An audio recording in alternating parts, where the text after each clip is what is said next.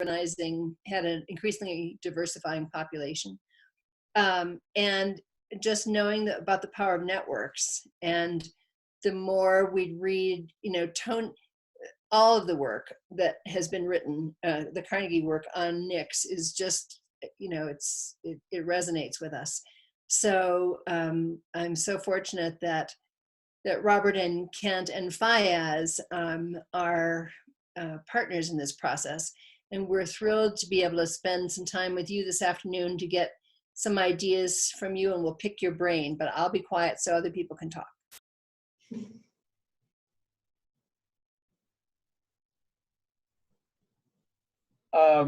We spent a little time last week together in Fort Lauderdale. I'm at University of Colorado, Denver, and doing a lot of rural work. I like the rurban. It's hard to say, but that works.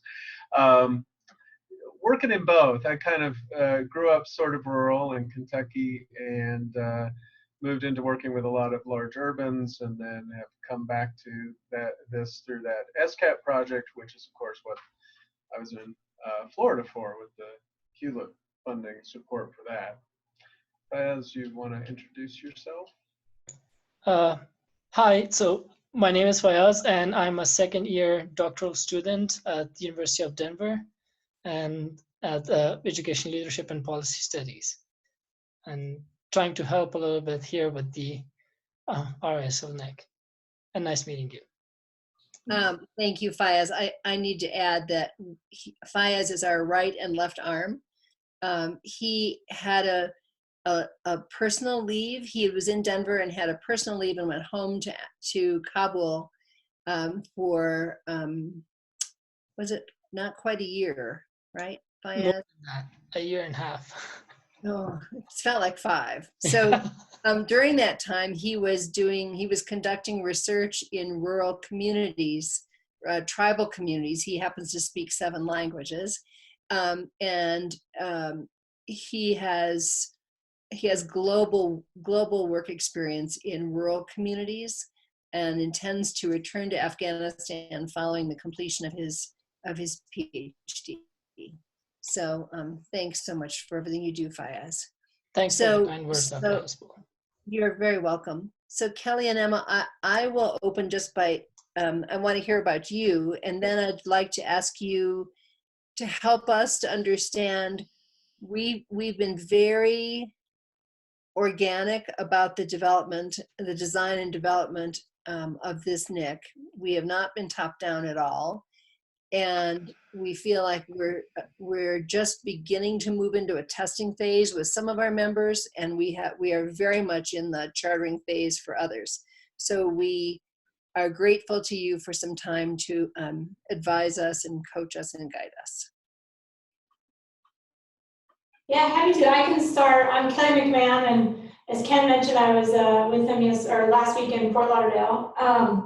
But I'm associated here in the evidence and analytics team, but I do a lot of work in other teams as well. And part of my work is helping support the Hewlett community, which is a network of RPPs that are working on implementing and scaling deeper learning.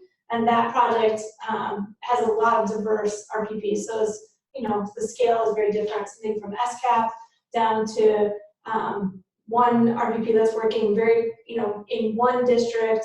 It's between Berkeley and then Hayward, which is a very small district here in California. So the scale and scope of those RPPs is really different. And Carnegie is playing a couple different roles in that, of trying to support that network, and then and foster social learning, which is a little different. And then I get to work with Emma on a project where we're helping a network in Texas that's focused on solving the problem of recruiting and training and changing teacher education in the state of Texas. So it brings together 11 universities that are trying to work on that. And so we've worked with them for the past year. And so my projects kind of vary. And then I also get to work with Emma on a development of Carnegie's trying to develop a framework for how we come to understand hub development, which I think could be of some relevance to you. So those are some of my strands of work here at Carnegie. So I'm Emma Parkerson, and I'm also an associate on the Networked Improvement Science team here at Carnegie. And I come to this work from my last role at the National Board for Professional Teaching Standards. I can never, after 11 years, I still can't say it without messing up. But at the National Board, I led a networked improvement community trying to increase the numbers of board certified teachers by integrating national board standards into school-based professional learning.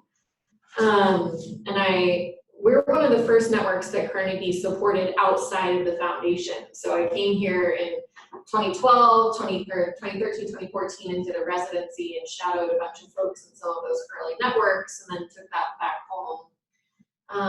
And worked in that network for a few years before deciding to come to Carnegie and try my hand at teaching others to start networks. So I've been here for about 2 years now, 2 years next month, which seems like time's flying. And sort of like Kelly, my work focuses a lot on supporting folks external to the foundation to start NICs. So we work on this project in Texas together in the teacher education space. I also am working on a partnership with Denver Public Schools, connected to their new Gates Foundation NSI grant, among a couple of other things, working on the summit. So that's really fun, getting to curate the summit program. So all things sort of improvement methods in networks is a lot of different hats I wear. And Kelly and I get the opportunity to be like the guinea pigs internally on the NILS platform with our colleague Susan. So I'm quite sure that's why she connected us, and we can share with you what we've tried and some of the things that we've learned along the way. Well, thank you both for your introductions. You're definitely the people we need to speak with right now, I think. But in terms of just moving, I guess one of my, let's just jump into this really. I guess my thought for you guys, especially from my perspective, was that maybe you guys could make a 10-minute drop-in appearance with the full network. And I know our calendars didn't coordinate, but I do hope that we can put that on the agenda. But for me, I guess, you know, like Emma was saying, she's been working with networks for a long time, but now we're just jumping into the NILS. And I guess my assumption was that the NILS was the network. And I'm seeing there's two things operating now. There's like the old fashioned, like Emma's used to, a network that exists outside of a platform. But then now there's the platform that needs to be pumped with the lifeblood of the network.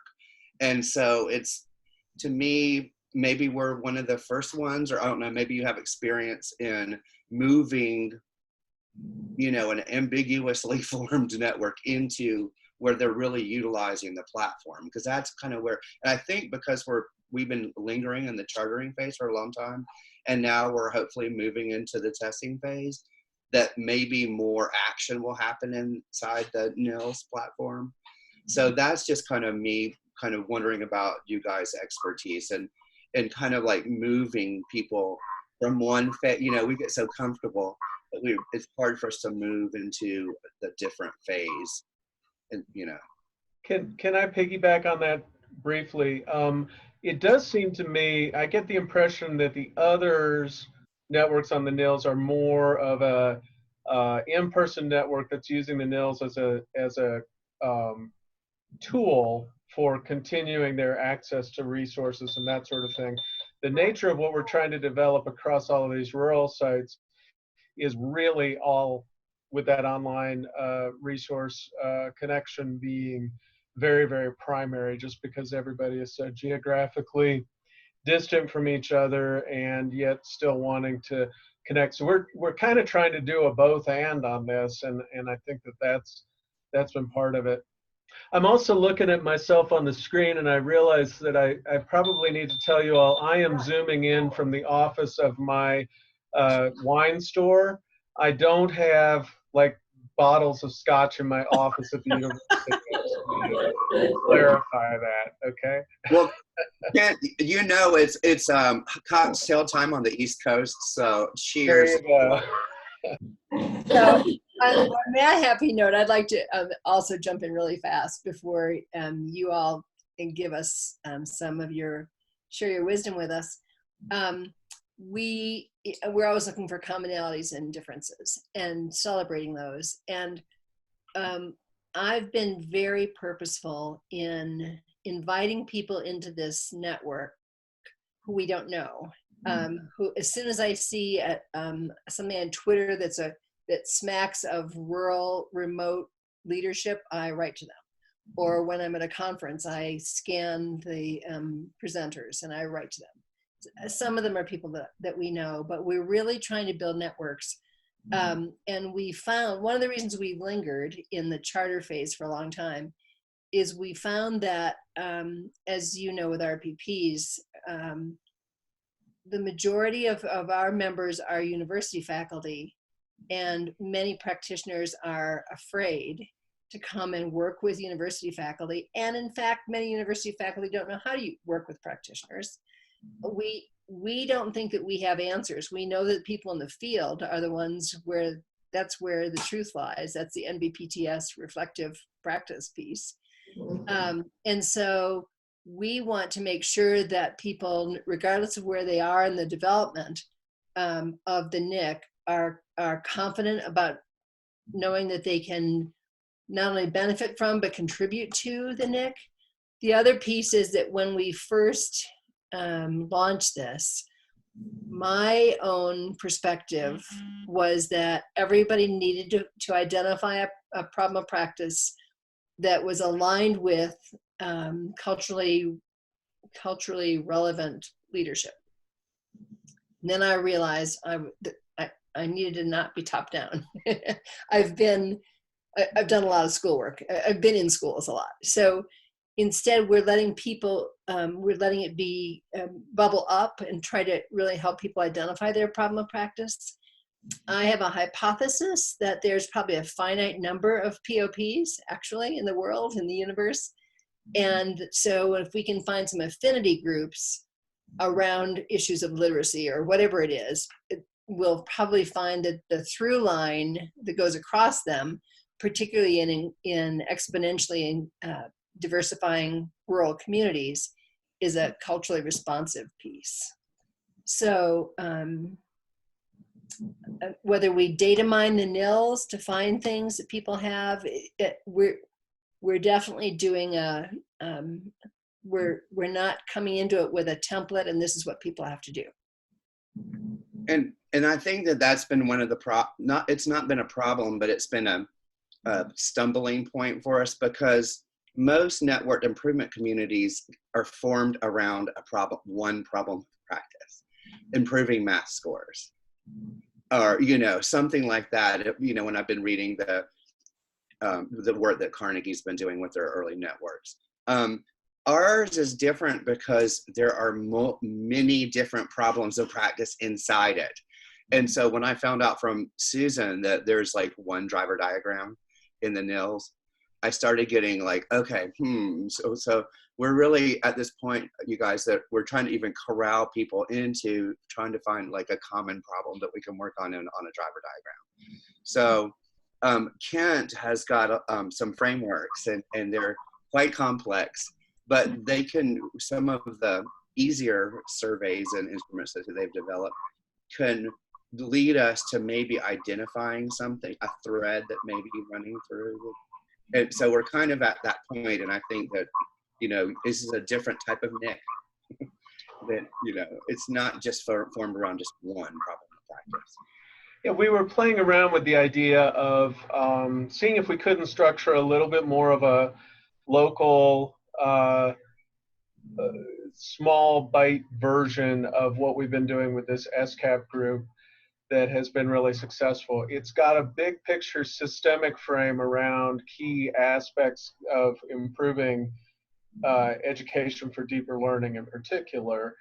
And then we've got that suite of surveys and classroom observation tool that are pretty easy to utilize. We were just thinking that maybe that is a baseline step to find some commonalities and also give people something structured that they could do together between the university support and the local site.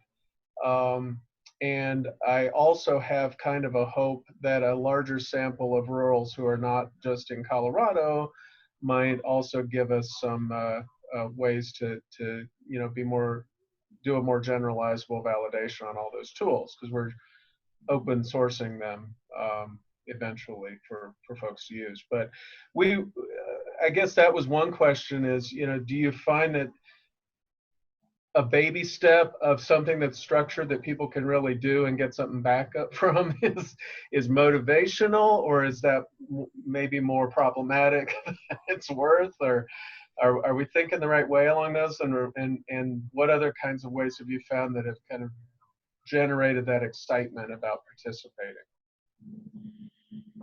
I guess my one question would be, I hear you saying you want to be a different kind of Nick. And so I guess the advice would be like, we know a lot about NICs. And so I want to be cautious in like helping provide guidance about thinking about using NILs for NICs versus using it for a different type of network. And so when you say you're a different type of NIC, is the thought that you would like to become NIC-like, like closer to a NIC, or is the thought to think about how could you use a platform that was designed to support a NIC? And by that meaning, like there are some features of a NIC, like the driver diagram, that would be, so a NIC at its most basic level is a network that's predicated on the point that you're going to try to accomplish something together. And everybody's trying to accomplish something together. So like that's like one sort of small thing that's it's a big change to sort of suggest that you're going to form a network that's everyone's going to accomplish a different thing. Now, that I will say that to accomplish that one thing, people can be doing different things. So like in a NIC, you can have folks that are working on different parts of the driver diagram, but everybody knows that you're working towards the same theory in your driver diagram to move the aim, and the NILS platform supports the sort of organization of those collective efforts in a different way. So I guess I just that's exactly what we need your help with, to tell you. Because it all depends on, you don't have to be a NIC, right? So like if you want to be a different kind of network, that's it. To tell you the truth, it's not that we want to be, it's just that as all these rural practitioners start feeding in and all these faculty members, I mean, we've got a lot, right, Christina? I mean, there's close to 100 really, I think, if we did it.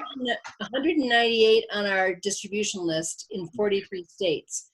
So, and we do have a common aim, and that's to improve learning for every student in rural spaces.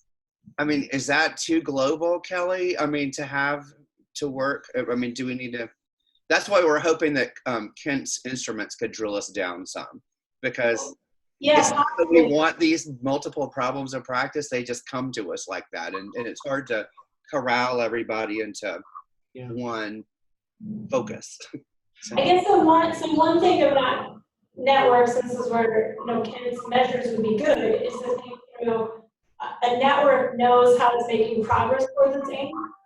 You would want your aim to be something measurable. So like if Emma and I are part of your network and we're one of the 98 or 198, 198, how do I know that what I'm doing is actually moving that aim? And so you want to improve it by how much, or how do you know when you're making progress towards it is really it. Because then Emma can be doing something totally different in the driver diagram, and maybe she's trying to improve it through better principal teacher interactions, or something very different than what I'm working on in my spot in, I don't know, Western Virginia, and she's in Florida. I'm just putting you in places. It's just like also bad. Then you want to be able to know that you're both making towards that, and you want to have a sense that the evidence sort of is telling us, oh, I've got a lot of evidence here in West Virginia that we actually will move that.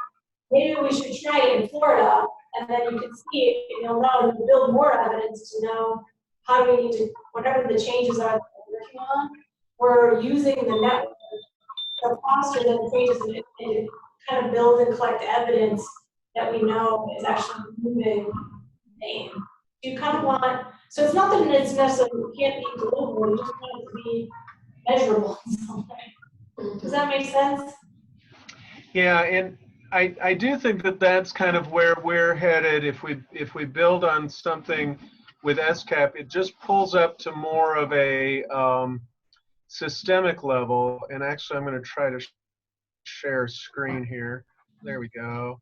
So this is the overarching SCAP framework, which breaks down the system supports across, and so the measures that we've developed with all of those rural sites over the last 4 years are around curriculum instruction, professional learning, vision, leadership, learning climate, and then there's a school leaders peer mentor coaching around how are you aligning your resources behind those things that you're doing. So I would say those are kind of the 5 main drivers, but they're getting at, and so what we're finding is that it's working well in the sense that all of the districts are tracking the same stuff. They're using the same measures when they go on the peer visits with teams, and they're having conversations around, you know, how they're kind of rating their levels of implementation as they go through this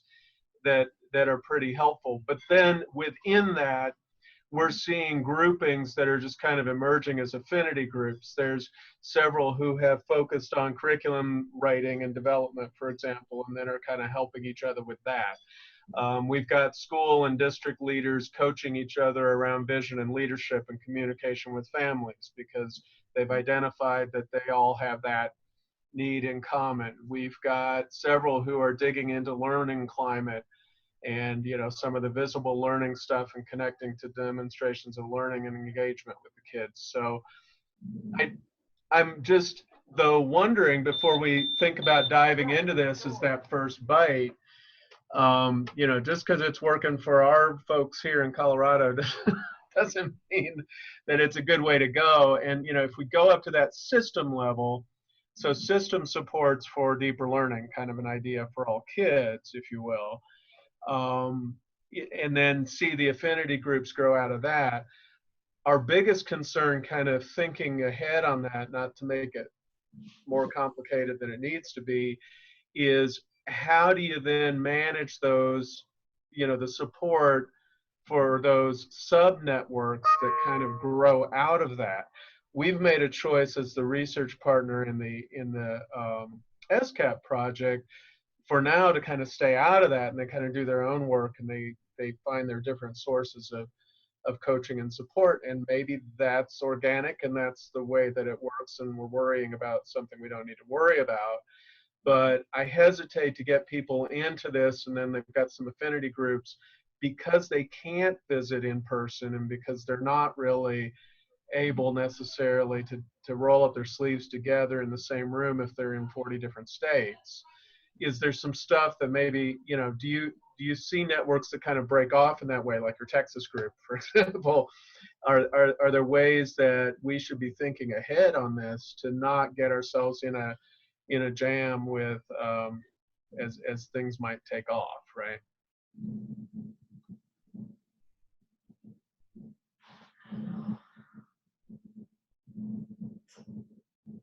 I'm thinking about like the best way into that. It's a big question. I think in terms of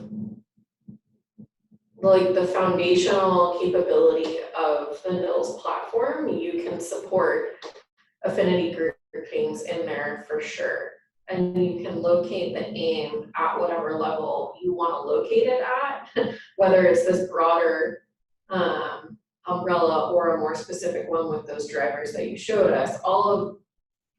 I think you can do with it whatever you want. It is set up to support that learning. The bigger question, like the strategic one for you all in your network about where, like how broad or how focused to start the work, think depends on like a lot of different factors. Like is it that you want to try and push a group to be a little bit more rigorous within the NIC approach and improvement science around a specific wedge of this problem and build goodwill around that in a smaller group to then motivate more people in the bigger network to be interested in that? Or are you wanting to kind of like restructure everything around that one aim, I guess? I'm not sure. I think it depends on the will of the people in your group and the resources you have at your disposal for like supporting that work to happen virtually. So this morning, thank you for setting that kind of intention for our thinking. This morning we had a webinar with lots and lots of new participants, and one of them made a particularly striking statement. She's accustomed to working in urban centers where there's urgency and resources, and I've just finished a 3-year rural grant, and in probably 30 of the 42 sites, there was no urgency to make any changes. So Kent's group came to him. They formed themselves with an initial group of 3 or 4 superintendents who were willing to show their warts to each other, and they've come to him for advice and for data analysis and have morphed. Most of the people who are currently engaged in the NIC are voyeurs, trying to figure out how this applies to them and how to help how to find a partner in practice, and B, how to help that partner know that what they're doing isn't working for every kid.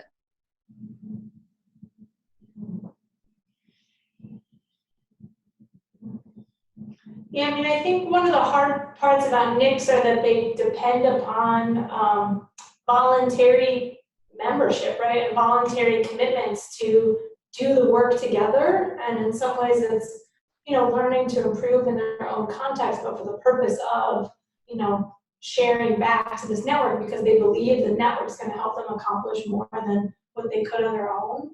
And so who's responsible for fostering that commitment and like continually attending to it? You can imagine that NILS could support you in doing that if everyone has to be asynchronous and there are a few opportunities to come together. But it sounds like you guys have webinars, so it sounds like there are opportunities to like at least do some social interaction where people get a chance to talk to them. So I guess all that aside, but I think you're raising one of the questions, which is what do people think they're signing up for and what are they willing to sign up for, is definitely something that could dictate,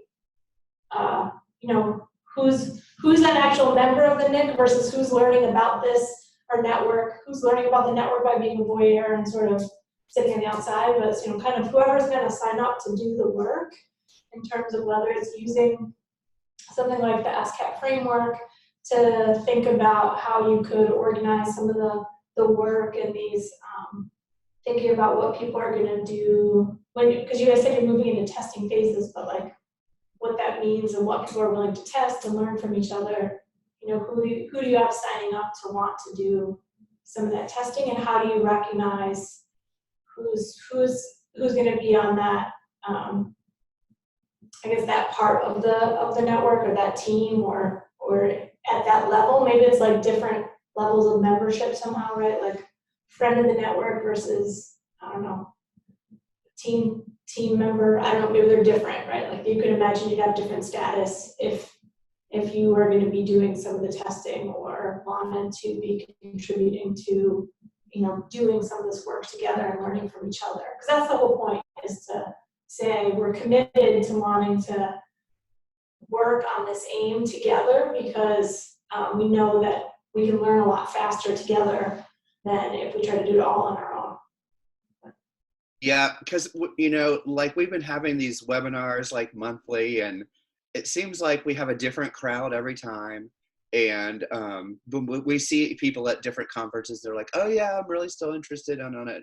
But I was hoping that hopefully moving into the testing phase, you can get that lifeblood going and the increasing generation and excitement for it and motivation. Because you're right. I mean, when people just attend just to voyate the whole time, it's hard to move it into actual action. And so I think, Kelly, your idea about what do you think you're signing up for? Because this is not, you know, a sit and get. We actually are going to do real work here. So I think that was really good as we move into this other phase. There also are a number of people who are engaged in some fashion with the NIC, who are rebuilding EDD programs and trying to figure out how to use this as a catalyst for learning about improvement science and bringing that into their EDD. There's a number of different reasons, and we keep preaching about improvement. So we need, you know, if we, Kent has submitted several grants to try to support some funding to help us be sustainable. And one of the things we talked about is developing a cadre of fellows. I hate that word, but I can't think of a better gender-free word. But a group that would delineate that these are people who could coach other people who had been there and have tried this and have run a number of iterative cycles, and as opposed to somebody, so that nobody's a voyeur. Somebody may be a beginner, you know, a guppy, I don't know what they are, but they still have a membership and they're valued and they can ask good questions, and they could aspire to help their district move along as Kent superintendent. I mean, superintendents are infamous for not wanting to share mistakes with each other. And he has not miraculously, it's Kent, but he and his colleague Julie have really built a spectacular, trusting network of rural, remote superintendents, some of whom are in places that truly wanted to secede from the state and just tell everybody to go jump in a lake. And now they're on fire because they have some tools. And so, well, and I want to emphasize that those superintendents really built their network. And so, I mean, this is, and then reached out to us. I mean, I think that that's an important aspect of what we're trying to get in order here is, you know, a lot of this started from a desire to change how they were being supported by the state. And there was a large group that came together, and the majority of those just wanted to complain about the state and opt out. And there were these initial 5 that have grown considerably from there, who said, no, we don't like the state because it's actually not helping us improve our work with all of our kids. They were being really conscientious about that. And they wanted to actually build something that would work differently. They got a year into that and realized they needed some technical support and some, you know, help in how to maneuver the data in some really practical ways. And so that's been our focus, is not to bring in the traditional university view and say, here, do it this way, but to come in and understand what it is they're trying to do, and then see if we can design things that help them to get, you know, to move that progress along. Very similar to, you know, the ways that you all talk about it at Carnegie, for sure. And so it may help to know that a lot of my grounding on that comes from the Strive Network stuff early on in Cincinnati that I had an opportunity to work with, and we grew from there. I bring it to the table at this point, though, because we've got interested university folks, and so part of it on that is can we get them to network, to think about being really good listeners and responders in this network, and can we at the same time facilitate the peer-to-peer amongst the rural site practitioner site partners, which I think is really how our network has built so well. Is, you know, the superintendents do the recruiting into the network. They reach out to colleagues and talk about how this is valuable, and you know, we present at you know, practitioner leadership conferences, and you know, afterwards have people coming up saying, how can we get involved? So I think that, you know, if you've got, this is where we were starting to talk about, well, maybe we do this initial kind of easy lift first thing to do that gives them both a way to figure out this model of partnering and providing the technical support as needed from their local university partners, without hopefully having those university partners turn everybody off by being traditional university people. I'm just going to go there and say it. I don't know. So that's kind of, yeah, we're just trying to get a better sense of how to start small and be prepared to scale. The interest is huge, you know, as Christina's been, I mean, we've been just really impressed with how hungry folks are to have a network of peers that are in similar scenarios and situations with their rural work. And you know, certainly, I mean, the investment of the SCAP folks to bring dozens to drive 5-6 hours at a time with your, you know, a bunch of your staff, and to be out for days at a time across the whole year. But this has become their entire professional learning structure, right? So it's seen as that valuable. And how can we start to translate that into a broader network that, without, you know, having whole states start to do their own peer work in that way? I don't know. That's kind of our question on the table. But we think there's certainly a real need for the connection that the NILs might be able to bring to these remote folks, right? Mm-hmm.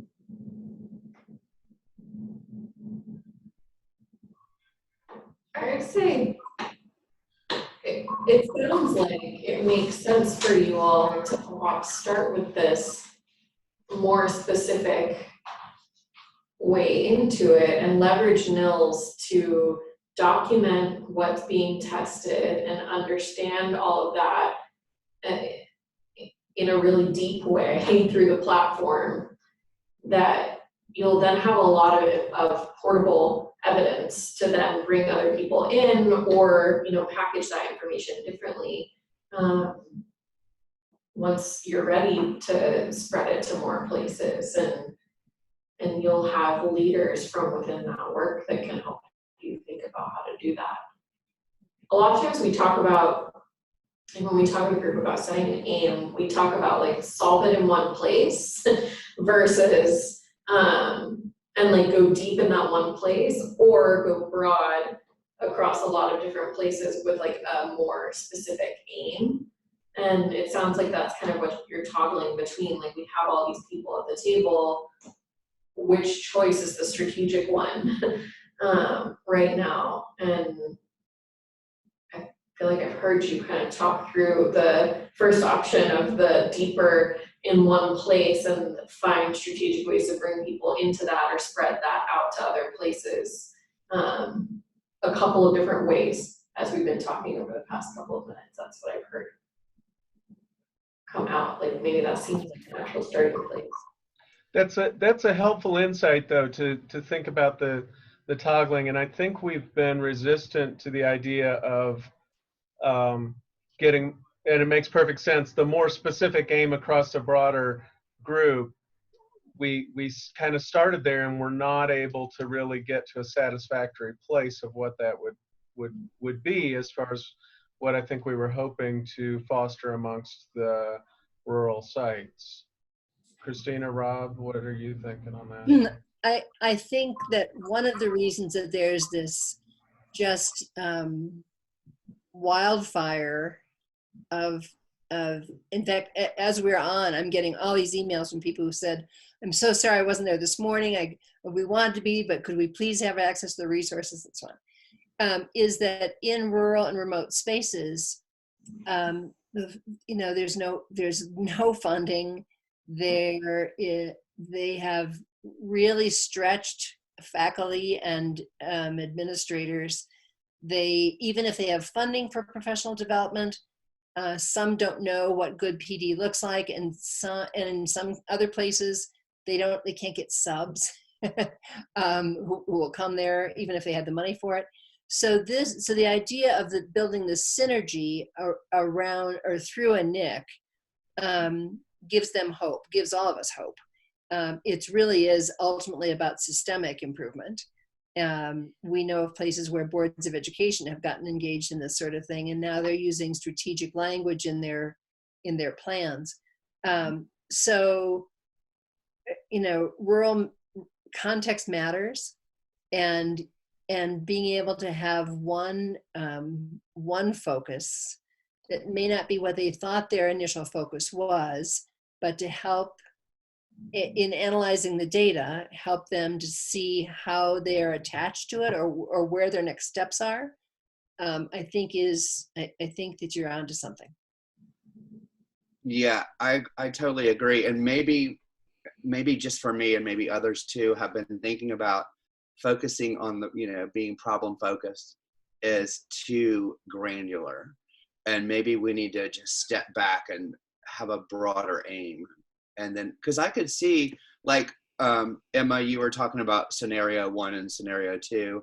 And for me, I was always envisioning scenario 2, where we were working that nails like crazy, having PDSA spinning off all over the place. I mean, that's what I really had. But then I was thinking, well, how could that happen if we're all working on the same exact problem? So, I mean, I think, just talking to you guys, it's like giving me better perspective on what do we want to do here and how do we need to corral people. And I think we're just going to have to be proactive and kind of lead them there. I thought that it would be more organic where I don't know. It seems like networks really need leadership, which sucks because I didn't want it to have a leader. I wanted it to be leaderless, and maybe it will one day, but not right now. Well, one way to think about it is that the leader is maybe not so much as the visionary, but is more of a manager creating the conditions that allow the network to accomplish what a network structure ideally could accomplish. So I don't know if that eases your. Well, all of this is new learning. We keep saying none of us have ever been, we didn't go get our PhDs in networks. And so this is all new stuff for us. And, we teach about it. It's like, oh, you just, find out what works and then scale it up. And it's like, that just doesn't work that way. There's a lot of assumptions going on.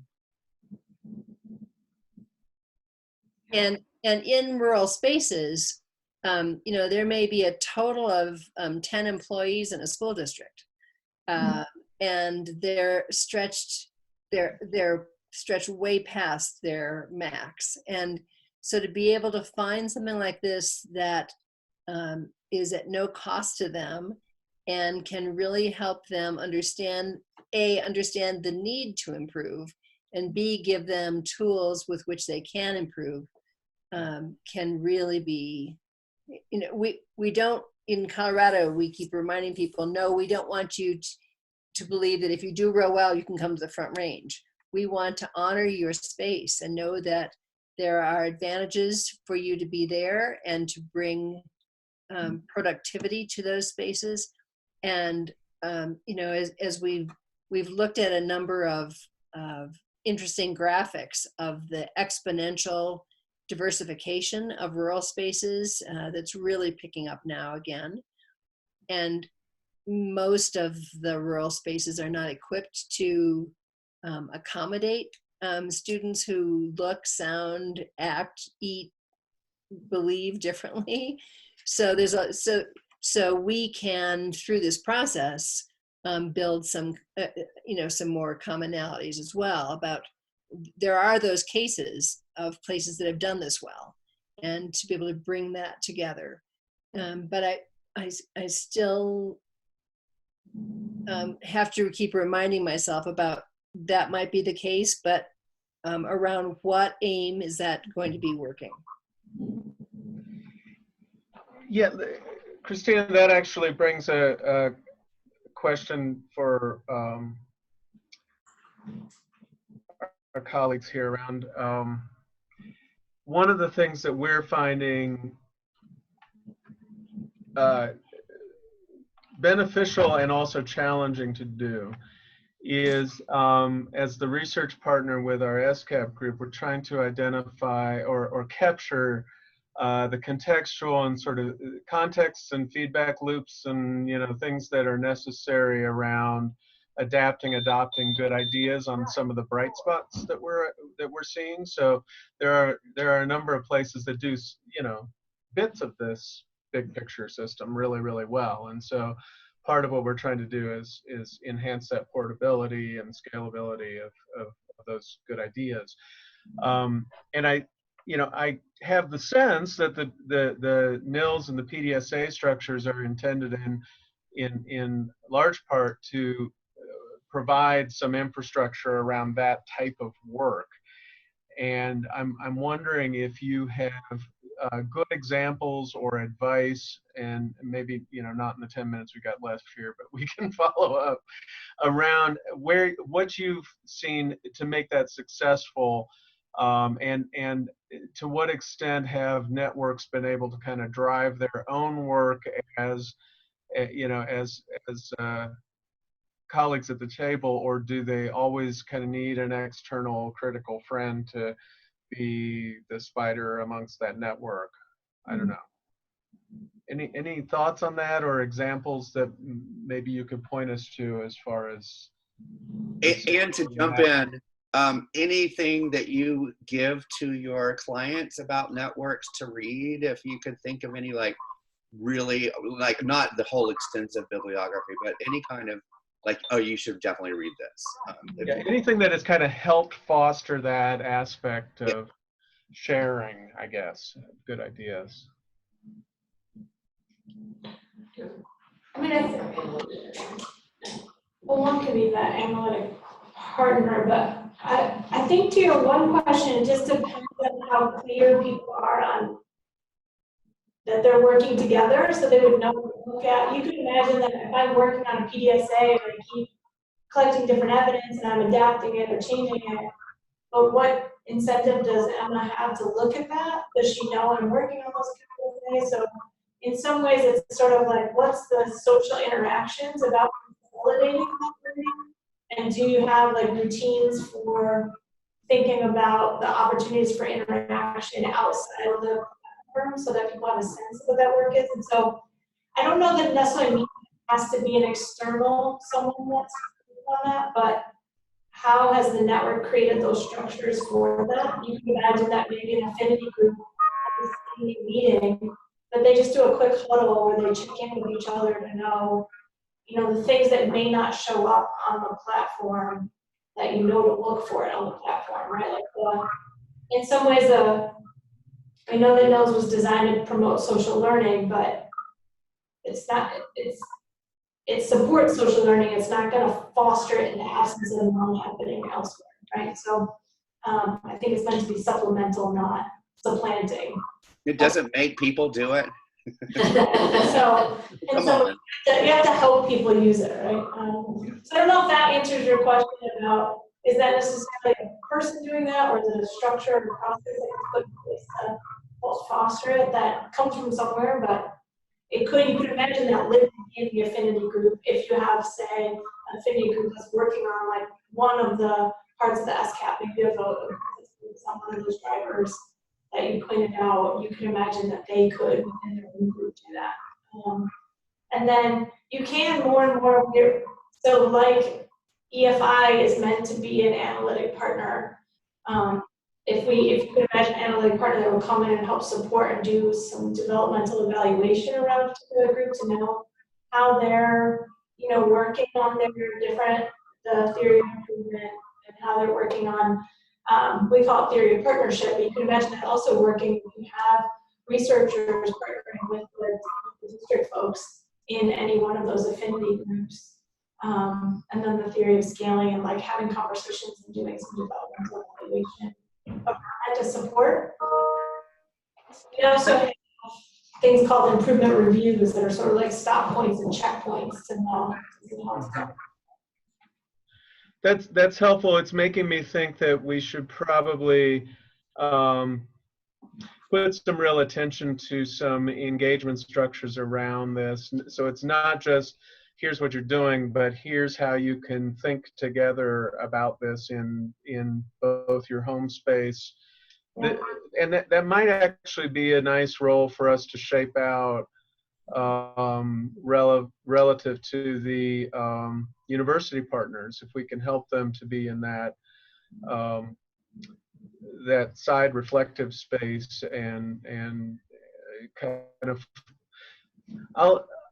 I'm thinking I want to talk to some of our key partners and in a very explicit way about what kinds of things have we done and not done that have helped them do that engagement, right? Implicit on that thinking with them yet, so that might be a way into. And then to answer the question about reading, which we can offer some, but also say not to do a plug for Carnegie stuff, but we do have there are learning opportunities at the Carnegie Summit where we have different workshops and different method programs where people get access to and learning about improvement science, and it just creates a community of folks that are trying to learn a little bit more and using it in lots of different ways in different contexts. So it may be an opportunity. I know that registration is currently open for that. So folks from the network wanting to come, that's one opportunity. We also have, we call them public education offerings on our website. There's a advertise them. They won't be happening until like after April and May, but there are some trainings around helping people facilitate improvement training, or like how to help, and then there's one potentially on coaching improvement. That you could imagine if you had a couple of your like maybe bigger affinity groups, that if folks wanted to go to that type of training, then it's not necessarily what you guys running it, someone has a sense of what it might look like in the network. So those are a couple of learning opportunities that Carnegie provides training around those. I'm sure Susan can also tell you more about them. Well, that's really great suggestions, because we've been thinking about how we would spend money if we did have money. And so I do think that having a coaching improvement meeting would be really nice. So these are great suggestions, because I know all of them come with price tags, but this would be good for us to spend money on, I think. At least a couple, at least a couple of the SCAP folks are planning to go to the summit, and maybe we can get more of the colleagues here on the webinar to manage it as well. So. No summit for me this year. I went last year, so I'm done. Oh, you did go last year. Okay, well, you're more up to speed than me. I think I went to the 2010 one or something. Oh, yeah. I'm sure evolved a lot since then. It is fun. There's also, this is so this is not me. This is my alter ego speaking or something. But I think that for many university people, there's the whole notion that none of this counts toward tenure and promotion. You know, how does this relate to, they see this as extra. And so we can build some productivity into this where we can write about it and that sort of thing, which will engage them in different ways. And while we're doing that, it'll get traction with their partners. I have no doubt about that.